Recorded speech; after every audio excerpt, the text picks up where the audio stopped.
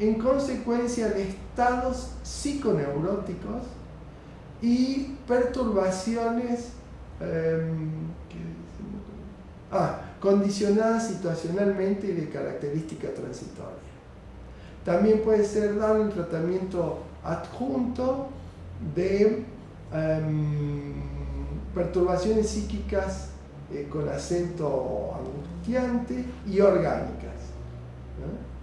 Bueno, el dormicum para la terapia corta de los trastornos del dormir, y el clorazepam, y esto quiero que por favor ustedes lo escuchen muy bien, la mayoría, y como está en alemán ustedes lo van a poder entender lo mismo, ¿qué palabra traducen ustedes ahí a castellano?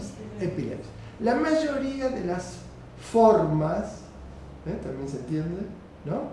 Formas clínicas de la epilepsia, esto no lo van a entender, Sorlin, del lactante y del niño, en especial las ausencias típicas y atípicas, denominadas síndrome de Lennox. Después, espasmos, después crisis tórico-clónicas primarias o secundariamente generalizadas. Ribotril endovenoso o intramuscular es un medio de elección en todas las formas de estatus epilépticos. Yo hablando ahora con el profesor Muñoz en Tierra del Fuego, le contaba este tema porque enseguida los colegas de Tierra del Fuego hicieron un comentario de esto. Y me dice, clonazepam, no le sonaba. Ah, dice, que se usa en el estatus epilépticos.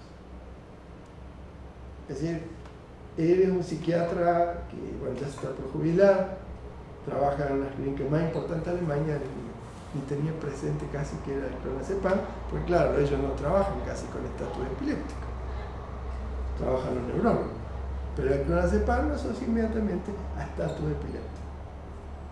Esa es la indicación que tiene el clonazepam en Suiza, escrito por la casa matriz. Es lo mismo. Sí, es clonazepam y la misma marca, Ribotril. Yo estoy hablando de clonazepam de otra marca y de otro laboratorio. Es exactamente el mismo. Dice, Ribotril puede también encontrar aplicación alemán al principio y después hay que ir atrás. También en la epilepsia del adulto y en los ataques focales. Ustedes podrían desconfiar de mi traducción en todo caso, pero hay palabras que se entienden claramente. Ustedes escucharon de que, o leyeron de que hubiera alguna palabra como existe acá, angst, angustia, o tensión, o ansiolítica, o trastornos del dormir. No hay ni una mención. Esta es la única indicación que tiene clonazepam en Suiza. Ustedes calculen cuántas personas, cuántos bebés y cuántos adultos pueden sufrir este tipo de problemas en comparación con las personas que pueden sufrir ansiedad o angustia, trastorno al dormir. Es un grupo muy mínimo. Yo, en mis años de trabajo, dos oportunidades, pero en una seguro, yo tuve la oportunidad de tener que atender a una persona en el hospital con estatus epiléptico, que en aquel entonces no estaba el clonazepam, le dimos diazepam, que eran las indicaciones también. Uno yo he visto en toda mi carrera, es decir, desde el año 80 hasta ahora, 30 años. Es decir, la venta que tiene, la posible venta que tiene clonazepam en Suiza es mínima. Ahora, vamos a ver qué han hecho ellos en el medio para lograr todo esto. Es decir, ellos ahí no lo pueden vender. Duración del tratamiento, miren todo lo que hay de duración del tratamiento de diazepam. Dice, el tratamiento tendría que ser lo más corto posible, de entrada lo dicen, y el paciente debe ser controlado regularmente, con el fin de aclarar si hace falta un tratamiento más prolongado. Y sigue, ¿no? No debe pasar de 2 a 3 meses. En el caso de midazolam, 2 semanas. No debe pasar 2 semanas. No hay información tampoco en alemán sobre la duración del tratamiento. ¿Y qué pasa entonces? Uno dice, si Ellos allá no venden, Rivotril no venden, bueno, vendamos en algún otro país. Por supuesto, donde no hay control de nada. Ni siquiera nadie se va a Ni hablar en Latinoamérica. Por supuesto, África, Asia.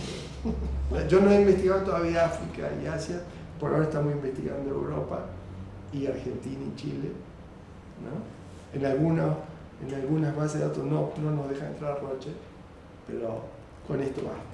Y por lo menos veamos lo que ocurre en nuestro país. Ya vamos a ver qué pasó entre el diazepam y el clonazepam en las ventas en Argentina. Y cómo ha hecho Roche. Dependencia. La palabra es Abhängigkeit, traducido al alemán es dependencia.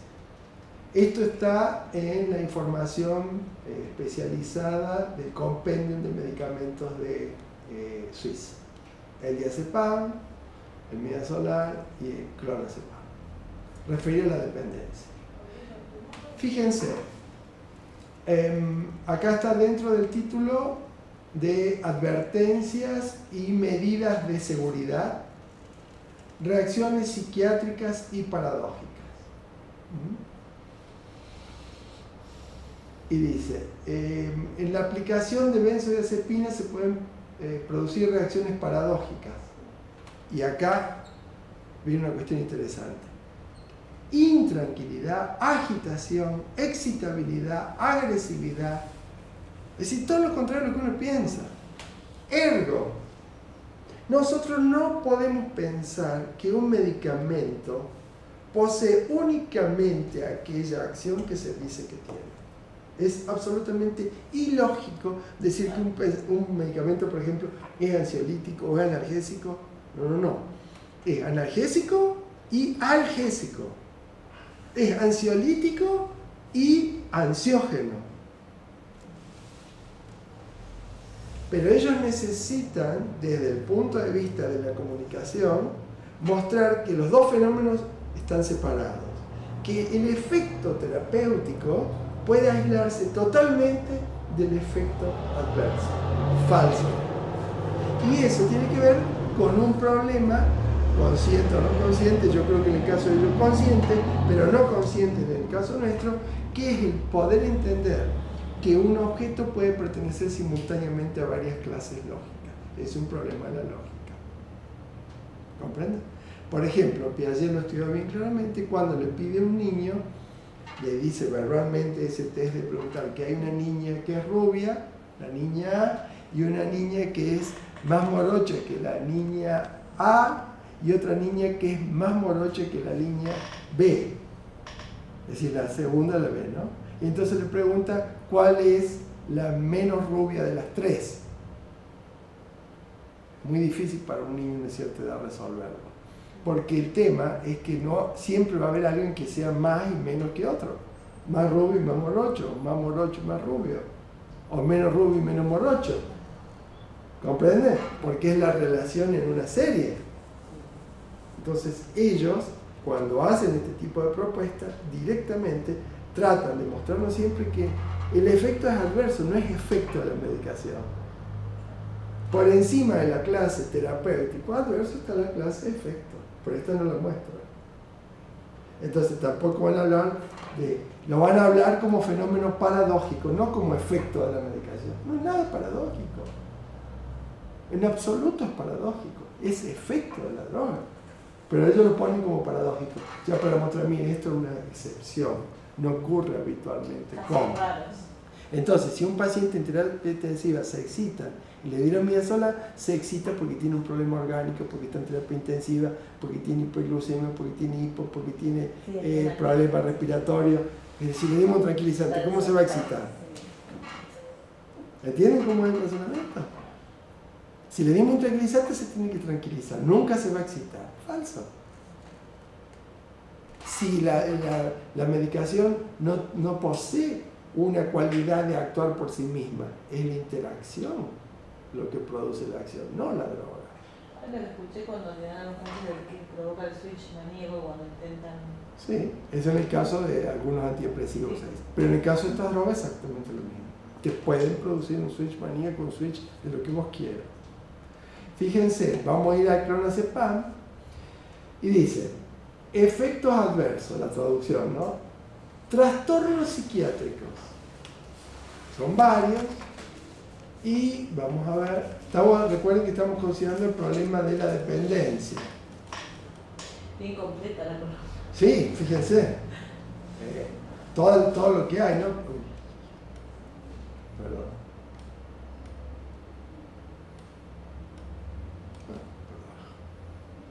Les quiero mostrar cómo van a diferenciar ellos y la información que dan. Recuerden que en el castellano no había casi nada. Un momento.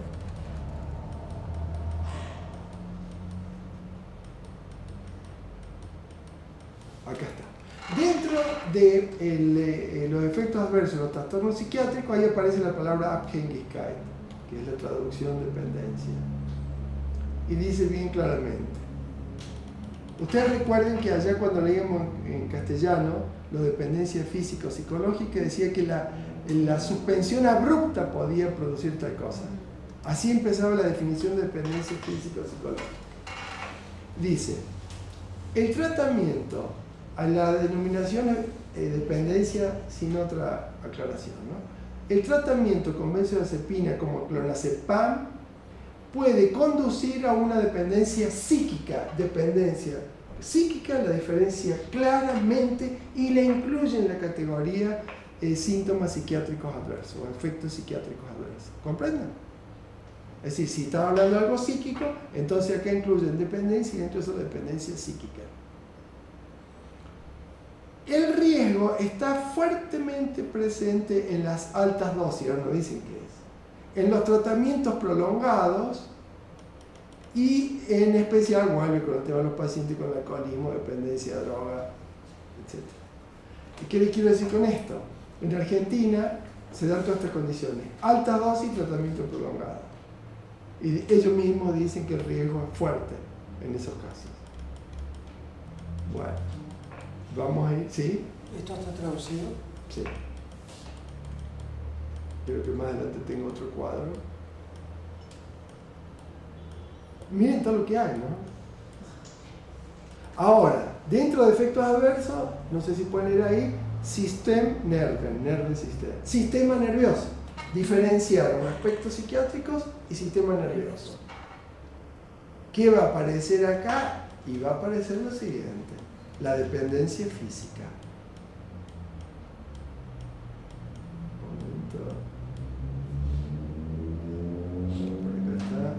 Ahí aparece de nuevo la palabra dependencia. Fíjense ustedes, en el mismo prospecto, dentro del rubro efectos adversos, 2 veces aparece el tema de la dependencia. 2 veces. Una dependencia en trastorno psiquiátrico, como dependencia psíquica acá. Dice, el tratamiento con benzodiazepina, como el clonazepam. Fíjense que dice ya esta afirmación, lo hace respecto a todas las benzodiazepinas. El tratamiento con benzodiazepina como el clonazepam, porque es lógico, si el clonazepam es una de ellas, puede conducir a una dependencia psíquica. Y vuelvo a decirlo del riesgo alto. Y depende de las dosis, qué sé yo. A ver, esperen, ahora vamos a buscar la dependencia. En los casos de dependencia, y acá dice, en los casos de dependencia física, no, perdón, leí mal. Dependencia física, ¿ven? Física, yo leí psíquica recién. Clonazepam puede depender de dependencia, conducir a dependencia psíquica. Y dice, en los casos de una dependencia física, la finalización abrupta del tratamiento puede estar acompañado de manifestaciones de deprivación o de abstinencia. Bien, observen todo lo que hay. Porque están los síntomas, a ver si lo tengo traducido acá. Bueno, ya a lo mejor lo tengo más adelante. ¿Qué hacemos? Vamos ahora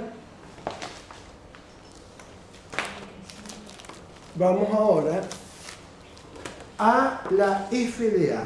¿Saben ustedes qué es la FDA? La Food and Drug Administration. Es el órgano de Estados Unidos dedicado a evaluar comidas y drogas que va a utilizar el pueblo. Como acá la ANMAT. ¿Queda claro? En el libro de Angel van a poder leer en detalle cómo funciona la FDA. Entonces, nosotros vamos a ir a uno de las últimas propagandas que está haciendo Roche. Esto me lo acercan colegas, yo les pido cuando van a los congresos, como está surtido de esto, que por favor me puedan traer alguno. Entonces unos colaboradores míos me trajeron esto. Ya vamos a analizar otro aspecto, pero quiere decir que esto realmente parece ser que fue hecho por Roche y estamos hablando del ribotril. ¿Qué dice Roche acá? Aprobado por la FDA. Se los paso para que vean ahí en ese ángulo. Ahí lo ubicas. Sí. FDA. Y fíjate abajo de paso, abajo de todo, aparece Valium, Dormicum, Rohypnol, ¿qué más aparece? Madopar y Lexotanil. Es decir, en la misma propaganda están todos. ¿Por qué está el Madopar? Ya vamos a llegar a ese punto. El Madopar es un antiparkinsoniano. ¿Saben por qué lo ponen ahí? Porque son todas benzodiazepinas. ¿Alguna? Pregunta, ¿por qué está el Madopar ahí? Todas las personas, gran cantidad, no todas, debo corregir, gran cantidad, Madopar. Gran cantidad de las personas que toman benzodiazepina van a temblar. Entonces los médicos diagnostican Parkinson y le dan un antiparkinsoniano, que también se lo provee Roche. ¿Entienden? ¿Por qué lo ponen ahí? Pues ellos lo saben. Pero vamos ahora a la FDA. Fíjate, Claudio, por favor, ahí donde estás leyendo, ahí en el medio, aparece en letra bien remarcada en azul, que dice Ansiedad generalizada. ansiedad generalizada. En el cuadrito ahí en letra pequeña dice indicación terapéutica, indicación de clonazepam, ahí en la letra pequeña, la información. Ahí. ¿Qué dice? Ajá. Si pudiera leer. A ver.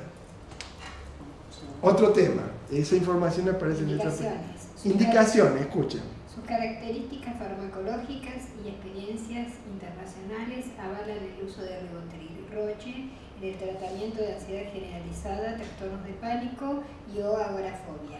Perdón, ¿ustedes leyeron que Roche dice eso en Suiza? ¿Me entienden? Lo único que basta hacer es comparar lo que dicen los señores Roche en Suiza y lo que dicen en Argentina.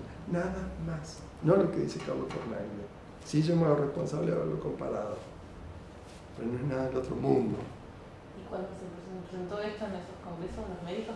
No, esto yo no lo presentaba en los congresos.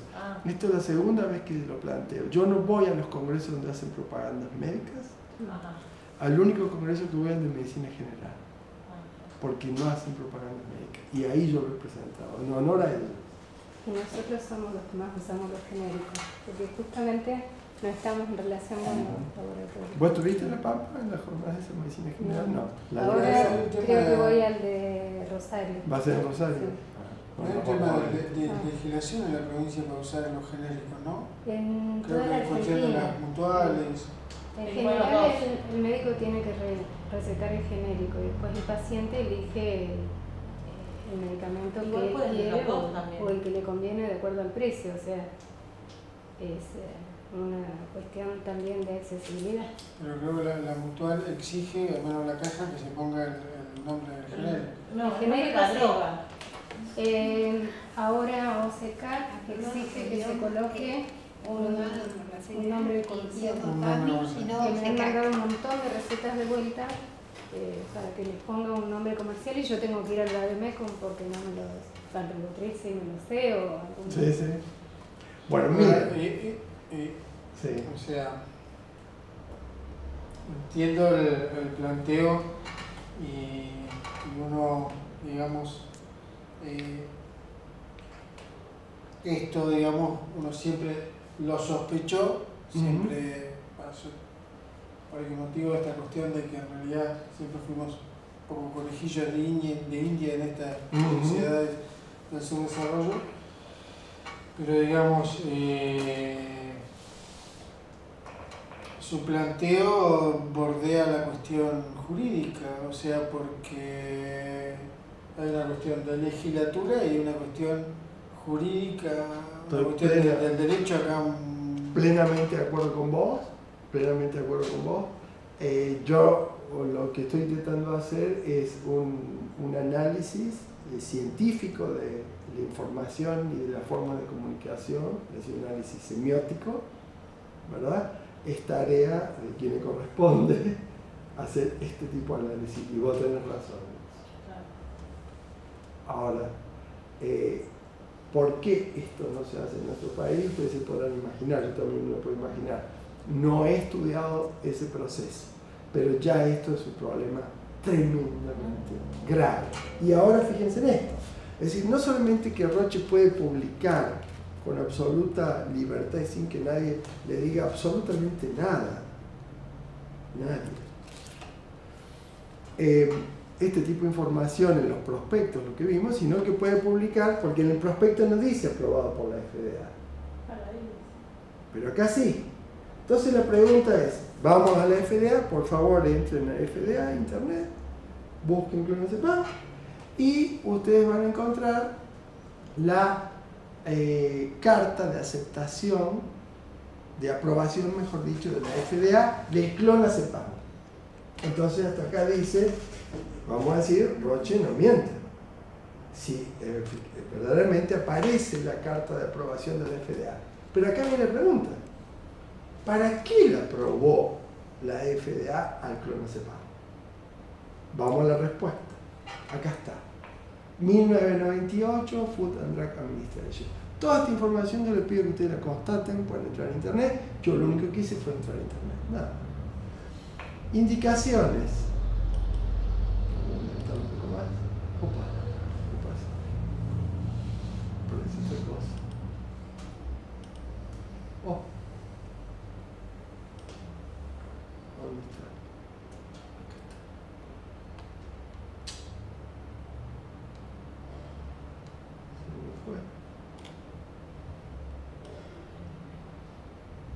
Disculpen,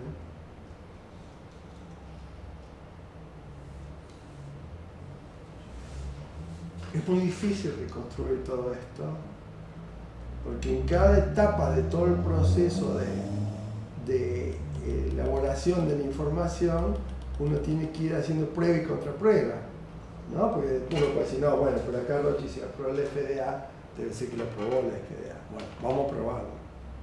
¿Qué dice? Indicaciones y uso. Clonazepam es útil, useful, alone, no voy a leer en inglés porque es muy bueno, solo o como adjunto en el tratamiento del síndrome de Lennox. Recuerden, Gastón Lennox. Pregunta, ¿aparecía esto en lo de Suiza? No, en lo de Suiza. ¿Sí? Sí, pues, ¿aparece acá? Sí, no. ¿En el prospecto? No. Entre paréntesis ponen variante del Petit Mal. En las convulsiones, seizures, es convulsión en inglés. En las convulsiones akinéticas y mioclónicas, en pacientes con convulsiones o ataques de ausencia, Petit Mal, quienes han fallado de responder a la succinimida, el clonazepam puede ser útil. Esa información así vinculada a la succinimida no aparecía en Suiza, pero sí en general lo de las ausencias, ¿no? En algunos estudios, hasta el 30% de los pacientes han mostrado una pérdida de la actividad anticonvulsivante. A menudo después de 3 meses de administración, es decir, que aun cuando fue dado como anticonvulsivante, después de 3 meses iba el efecto anticonvulsivo. En algunos casos, ha sido necesario ajustar la dosis para restablecer la eficacia. ¿Está claro? Vamos a leer qué dice nuevamente en la propaganda esta y en el prospecto. Indicaciones, sus características farmacológicas y experiencias internacionales. En Suiza y Estados Unidos está la experiencia internacional. Claro, los nombres nada. Y experiencias internacionales avalan el uso de ribotril Roche en el tratamiento de ansiedad generalizada, trastorno de pánico y agorafobia. Resulta que le preguntamos a Rivotril, Roche, Suiza, y no nos dice nada de esto. Y ellos dicen que la FDA, claro, la FDA lo aprobó, pero así lo aprobó, como anti-seizure, como anticonvulsivante. O al contrario, podría promover el ataque de pánico en función de la abstinencia. Pero obvio, claro. Exactamente. El fenómeno de rebote que yo digo. Sería un auténtico fenómeno de rebote. Vale, ¿entendés? ¿Entienden? Y en ese caso sí una cuestión experimentada, porque ahí ahora fíjense ustedes, claro, tal cual, experiencia internacional. Ahora, ustedes piensen, a mí me ha tocado en un cierto sentido, podría ser un destino un tanto extraño, preguntarme estas cosas. Ese tipo de preguntas surgen por el encuentro entre la psicología y la medicina, porque en medicina a mí no me enseñaron a preguntar estas cosas. En psicología tampoco, no me enseñaron a preguntar los medicamentos, sí a preguntarme otras cosas. Pero un poco más el espíritu de pregunta, ¿me explico? En cambio los médicos no nos llevan a eso, nos llevan a que nosotros tengamos una confianza ciega en los medicamentos. Era lo que yo le iba a decir, cuando uno receta una medicación cree que ya está tan probada que nunca, yo creo que pensé que esto estaba todo hecho, que esto estaba analizado. Todo esto de la ansiedad, todo esto, claro. Además que se había analizado en Alemania, que se había analizado en Estados Unidos. Falso. Se analizó, pero las respuestas son contrarias a lo que ellos dicen. Hay una situación que creo que vale para poner en juego, ¿no? El curso está dividido en dos módulos, módulo 1 y módulo 2. Y en este módulo hay un médico y un enfermero, y en el otro módulo vienen todos los médicos. Sin embargo, ¿no? Muy bueno, sería más lógico que haya más médicos acá. Es que yo de hecho pensé que iban a ver. No, es siempre al revés, porque este es un tema muy complicado de hablar entre los médicos.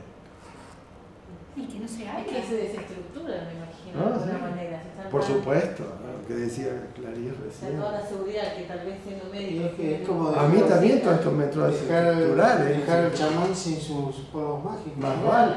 A mí hace algún tiempo, hace 3 años, estaba en España a raíz de un curso que estaba haciendo. Y bueno, había salido de acá con anginas y qué sé yo, así que había salido con medicada por un médico clínico de confianza, con antibióticos. Bueno, la cuestión que me seguía, en ese momento yo estaba en Gijón, a una clínica en Gijón, y entonces el médico que me atendió me dice, pero ¿su médico tuvo en cuenta para la dosis que le dio su peso?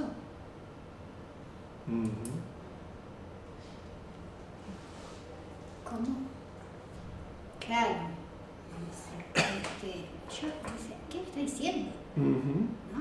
Tiene razón. O sea, no es lo mismo. Para acá sí es lo mismo. Se da la misma dosis a una persona que pesa 70 kilos a una persona que pesa 45. En tal caso, eso lo tiene más en cuenta un veterinario que un médico. Claro, ahí entonces entré a establecer la cuestión de, fíjate que las dosis no pueden ser iguales. Fíjate que... Acá viene otro tema importante, esto de las dosis, en relación a este tema del peso. Claro, porque ahí había una referencia a las dosis. ¿Cuál es el tema? Sea que uno tenga en cuenta no el tema del peso, el objetivo del laboratorio es vender la mayor cantidad posible en miligramos de la droga. Mientras más toneladas de droga vende, mejor. Está claro desde el punto de vista de la renta. No es vender menos, siempre vender más. Por lo tanto, todas aquellas variables que hagan pensar en reducir los miligramos indicados no deben ser tenidas en cuenta. Por ejemplo, no van a encontrar casi ustedes ningún prospecto que cuando lean ustedes la cápite de advertencias, de contraindicaciones, no diga contraindicación, alergia y hipersensibilidad a esta droga o su excipiente. En todo lo dice.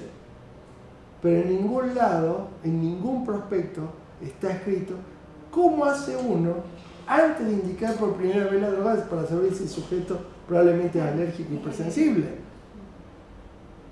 no dicen qué tienen que hacer. Ni vienen los preparados, los envases, con, digamos, 1, 2 o 3 comprimidos de dosis mínima para probar si el sujeto tiene alergia o hipersensibilidad. Que sería una forma de no poner en tanto riesgo al sujeto, porque la dosis es muy pequeña. ¿Comprende? Bueno, vamos ahora, sigamos con lo que está en la carta de aprobación. Esto es el formato que tiene que tener el prospecto en Estados Unidos. ¿Está claro? Esto es lo que aprobó para el prospecto de la FDA. Withdrawal symptoms son los síntomas de abstinencia. Los síntomas de abstinencia de los barbitúricos han ocurrido después de la discontinuación de benzodiazepina. Es decir, son los mismos síntomas que los barbitúricos. Por eso aparecen ahí los barbitúricos. ¿Qué hicieron los laboratorios históricamente? Cuando el problema de los barbitúricos se mostró como muy problemático por la dependencia que producía, hicieron algo muy simple. Ahí sí siguen un razonamiento bien lógico. Si este es un depresor central, ¿está?, y producen dependencia, creemos un nuevo depresor central haciéndole creer a la gente que no va a producir dependencia. Entonces sustituyeron benzodiazepina por barbitúrico. Pero ellos sabían que las benzodiazepinas iban a hacer lo mismo que el barbitúrico, pero no lo hacían saber. Esto recorre toda la historia. Ya vamos a ver cómo esto le ocurrió a Freud. Mañana lo vamos a ver. Y cómo le ocurrió a Freud en el tratamiento de discípulos de él, en relación con la morfina y la cocaína. El mismo tipo de razonamiento. Los barbitúricos pueden provocar la muerte, ¿no? En pocas dosis. Sí, porque son ultra más potentes que las benzodiazepinas. Es decir, los barbitúricos calculan que se dan en dosis importantes ya con 0,5 miligramos. ¿Comprendés? Mientras que las benzodiazepinas comienzan en 0,25, 0,5 hasta 2. Es decir, son hasta 5 o 6 veces más potentes que las benzodiazepinas. Bueno, riesgos de la abstinencia abrupta, ahí aparece, en los pacientes de tratado de largo tiempo, con altas dosis, y pueden precipitar, lo que vos decías, referente a otra cosa, el estatus epiléptico. Pero si un paciente está tomando esta droga y tiene convulsiones, no van a pensar que es por la droga, van a pensar que es epiléptico. Luego, fíjense que aparece bien claro, bueno, que es una clase de sustancia controlada, en la lista 4, como en Argentina, se tiene que ir por duplicado, y bien claro, dependencia física y psicológica, pero a diferencia del alemán, aparece lo mismo que aparece en castellano. Inmediatamente, en lugar de hablar de la dependencia psicológica y física, como habla allá en alemán, dicen síntomas de abstinencia, similar en carácter a aquello. No dicen, puede producir, ¿comprenden? Es decir, ya en la FDA, ellos se animan a hacer lo que lo hacen en Suiza. So, vamos a seguir.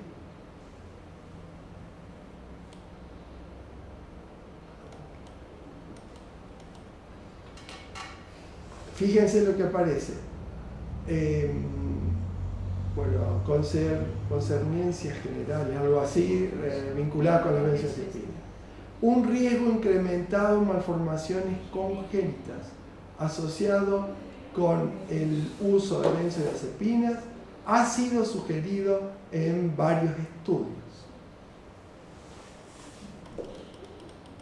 La cantidad de mujeres que, debido a la extraordinaria indicación de Roche en diazepam para la miorelajación uterina, recibieron en Argentina benzodiazepina durante el embarazo y lo siguen recibiendo. Antes era el diazepam, ahora también el clonazepam o el alprazolam. Hay una que se daba, que se dice que se puede tomar estando embarazada, ¿sí? El diazepam. Tal si Roche lo indicaba. Si Roche lo indica, es bueno. Porque si Valle lo indica, es bueno. Por lo tanto, todo lo que indique en los laboratorios es bueno.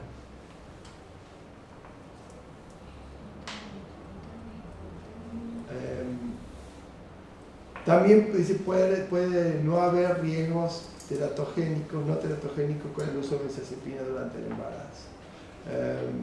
Ha habido, no, perdón, sí, no teratogénico en el sentido de que no ha habido malformación en la forma, pero hoy se diferencia, como le dije la vez pasada, la malformación en la forma, para la redundancia, y el mal funcionamiento que puede ocasionar para toda la vida esa droga, aunque uno no pueda captar un problema en la forma, ¿entienden? Sería algo así como fenotípico y genotípico. No, es fenotípico uno en la forma y otro en la función.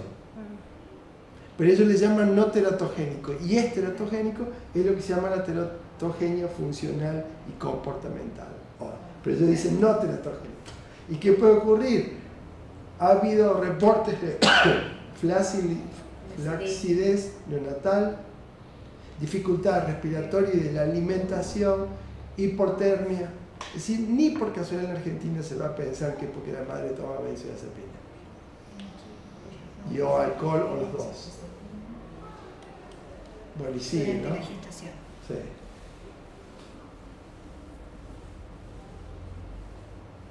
Bueno, debido a la experiencia con otros miembros, acá sí hablan de miembros de las benzodiazepinas, hacen referencia a una clase, ¿ves? Ahí ponen la palabra clase, pero en castellano no van a poner la palabra clase, muy difícilmente. Es asumida de ser capaz de causar un mayor riesgo de anormalidades congénitas cuando se administra a la mujer pregnante durante el primer trimestre. Entonces el clonazepam está incluido ahí.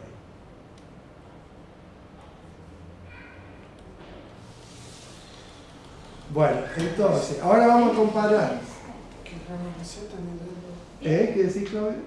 Claro, que acá se promueva recetarlo como y está contraindicado Y lo más triste es que nuestra autoridad lo aprueba. Porque esto está aprobado por la ANMAT. Es decir, la ANMAT no se tomó el trabajo que yo me tomé. No hace falta hacer ningún estudio. Yo no puedo hacer los estudios que hacen en otro lado del mundo, no tenemos los medios, pero sí puedo leer. No tiene tanto trabajo la ANMAT que preguntarle a Roche, señora Roche, a ver qué dicen ustedes en Suiza. ¿No quieren que pongamos lo mismo acá en el prospecto nuestro? ¿Por qué no vamos a poner lo mismo en el prospecto nuestro que en el de ustedes? Explíquenlo. ¿No puede hacer eso la ANMAT? ¿Tanto trabajo? ¿No pueden nuestros legisladores legislar sobre esto? Que lo que digan los prospectos del lugar de origen de la firma lo debe decir el nuestro, además de lo que nosotros le queramos poner. El laboratorio regala mucho también. Por supuesto. Es muy caritativo. Regala mucho. Fíjense entonces. Ahora, las indicaciones ahora sí comparo en Suiza, ¿está? Roche, con lo nuestro. Entonces volvemos a comparar. Ahí está claramente la mayoría. Y no hace falta que sepan traducir, debe estar en inglés también. Entonces, formas clínicas de la epilepsia, esa palabra no la entienden, del lactado, y del niño. En especial, las ausencias atípicas y típicas. Síndrome de Lennox, bueno, esto es espasmo, no me acuerdo qué era el BNSS. Y crisis. ¿Algo así como espasmo de sollozo? Sí, algo así, no, pero no es exactamente sollozo. Crisis clónico-tónicas generalizadas, primarias o secundarias. Vamos a Argentina. Este texto, que es lo mismo que está con este más nuevo, más actualizado, el Diccionario de Psicofarmacología. En ese caso yo cito el año 2001,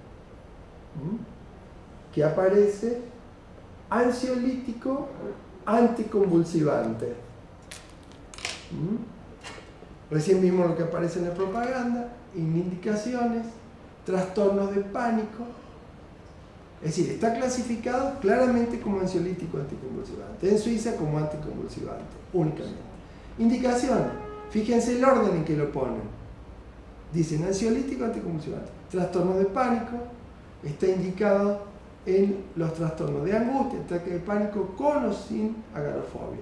Y después, trastornos comiciales, que es un sinónimo de anticonvulsivante. Ni siquiera le interesa poner convulsiones para que quien no entiende la palabra cognición ni lo entienda. Y luego sí aparece el síndrome de Lennox